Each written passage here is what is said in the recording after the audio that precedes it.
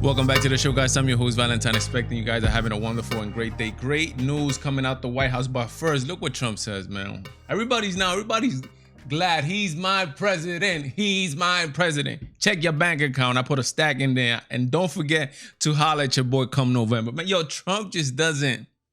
He's coming for the hood too, man. He's coming for the hood. That's not a real tweet, right? You know that he would have tweeted that. It would have been the end of the world, right? You know that, right? But let's get into some real news, right? We're going to talk about some of the craziness that's going on in Michigan with this young lady here. She looks young. The governor of Michigan, Gretchen Whitmer.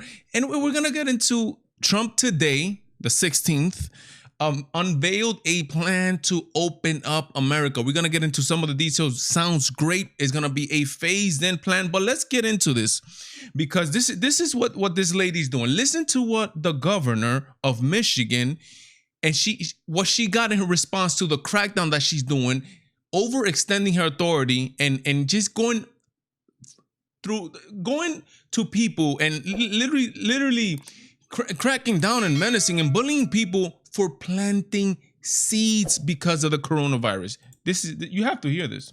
So we just had snow. I've got snow on the ground here in Michigan right now in Lansing. We're expecting, up to 30 inches in the Upper Peninsula. The fact that we're cracking down on people traveling between homes or planting or landscaping or golfing really for a couple more weeks isn't going to meaningfully impact people's ability to do it because the snow will do that in and of itself. So we just had snow. I've got snow on the ground. This is what happens. This is what happens when authoritarian authorities, they just take it overboard and they want to strong arm people for stupidity, for planting. You cannot go out in front of your front yard, in front of your garden and plant in your own house. You cannot, if you have two homes or if you have to visit a sick family member, like for example, I have, you cannot go from your house to that other member's house because they're going to crack down on it. But look, this is what she got for her efforts. Look, this is a protest in the Capitol in Michigan. Total chaos. Green light. Everybody stopped up. Protest. There's Protest, semis, man. There's campers. You can't let them. And we're going to get into one key point. Capitol. It has been like this for a while. There's actual militia walking down the sidewalks, I think, is what I would call. It's unbelievable. Look at that. Militias out here showing Second Amendment people, free people that want to be free. Look, go see it it's on my channel. Go see it. I came out heavily against the pastor in Florida who wanted to have services over 10 people, not social distancing. I came out against it fully because first of all, as a Christian, if you read the Bible, says in Romans 13 that you should follow earthly authorities. You have to follow them. Even Jesus himself, when they asked him to, should we pay taxes, Jesus? Jesus says, to Caesar what belongs to Caesar. So we got to give the government what belongs to the government, especially in a situation like this. They're not asking you to stop and never ever give services. They just are asking you to stop it temporarily. Now, when it comes to extremes as don't plant a seed in your garden or don't go from one house to another, that's just taking it to the extremes. And now, and this is very important. Listen up, right? Because of the coronavirus, the government has decided to come down and just literally almost like abolish the Constitution in the name of safety, right? What gives the government the right? And should we be letting the government do that without any type of repercussions that, hey, listen, you're going to do this for a certain time, but we are here and you are violating our constitutional rights to assemble. Literally, even if there's a national emergency, the Constitution is not void. So you are literally, if you are asking that pastor in Florida to not assemble more than 10 people, which like I said, I'm agree he should not be assembling, just taking precautions, you are breaking his First Amendment. So up to when do we stay or do we take it from the government and government like this lady from Michigan that says, no, we are not. These people came out. Great. Look, they're not quarantining. A lot of them don't got masks on and anything. They're just, we enough is enough, and everybody has not been hit the same. Talking about everybody not been hit the same, the president today unveiled a plan by phases, 3 phases to be exact, to open up the United States economy. And he unveiled it to governors today, and he's leaving the decision up to the government with the oversight of the federal government to see what's going on. For example, this is thanks to ABC News, and we're gonna get into the actual it's like a PowerPoint type of project to some of the things that they are talking about. Let me read you this paragraph first, because there's some criteria that has to be met before you're even allowed to enter into phase 1. So it says like this: however, a critical piece of this is the gating criteria that all states and regions should achieve before they can move on to phase 1. This includes a downward trajectory of reported influenza-like, COVID-like, syndromic cases and documented cases, or positive tests as a percent of the total test within a 14-day period, as well as the ability for hospitals to treat all patients without crisis care and have a robust testing program in place for at-risk healthcare workers, including emergency antibody testing.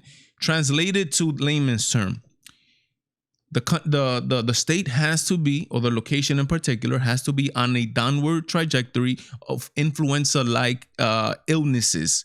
Anything that from flu, anything, they document this. It has to be on a downward trend, and then apart from that, they need to have the capability to test at-risk health workers and including emergency antibody testing. So once you meet that criteria, you are allowed to go into the phases. Let's go into the phases, right? The phases is going to be 3 phases, and per phase is going to be 2. There's going to be one for individuals and then one for employers. Just that way you get an estimate of what's going on. By the way, Trump did say that they are literally, you could tomorrow, if there's a state, maybe Idaho, Montana, or something like that, it's already has qualified for this, and it's in a downward trend of influenza-like symptoms and diseases, you could literally enter into phase 1 tomorrow if your government, if your state qualifies and your governor decides to do it. Let's go into phase 1. So phase 1 into that way you guys get an idea of what's going on. For example, phase 1, this is for employers, right? And there's for individuals here also. Let's go into the individuals. All vulnerable individuals should continue to shelter in place. You still need to shelter in place the vulnerable individuals, people who have compromised immune system, people who are older, the older population.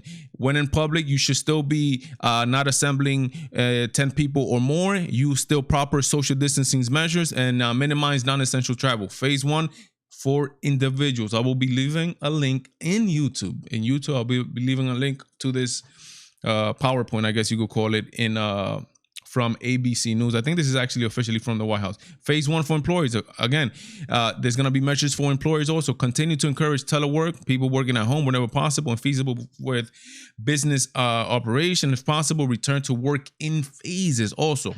Percentage-wise, people go into work, 20% of the workforce goes in, then 30, then 40. Your friend might be working, but you might not be working yet because it's in phases. That's phase 1 for employers, phase 1 for specific type of employees, stuff like that. For example, schools and organized youth activities that are currently closed should remain closed. Phase 1, and it'll progressively continue. Phase 2, phase 3, where, for example, phase 3, vulnerable individuals can resume public interactions, but should practice physical distancing, minimizing exposure to social settings, etc. Phase 3 for employees, resume unrestricted staffing of work sites. This is all in the hands of the governors, and they will put it into effect. New York, heavily hit. New York is probably the last one that's going to become 100% official, even though Governor Cuomo is saying that without a vaccine and without therapeutics, meaning a medicine that could treat COVID-19, he would never go back to resume to regular activity, and that's not flowing very well with regular people right now, especially with all the conspiracy theories going on regarding vaccines and Bill Gates and etc. Imagine if he said, if you don't get this vaccine, you cannot work or resume your life in New York. You know how many people are gonna move out of New York, guys? But I don't want to rob more of your time. Let me know what you guys think in the comments down below. Remember that this channel is absolutely nothing without you guys. Give me a comment, give me a like, a dislike, whatever. Why? Because this is America. If you're watching this on Facebook, follow me on Facebook. Give me a like to the Valentine page. The Valentine Show, exactly. I'm also on Twitter. Follow me there. God bless. Godspeed me, Valentine. I'm out. And remember this, guys. God is in control.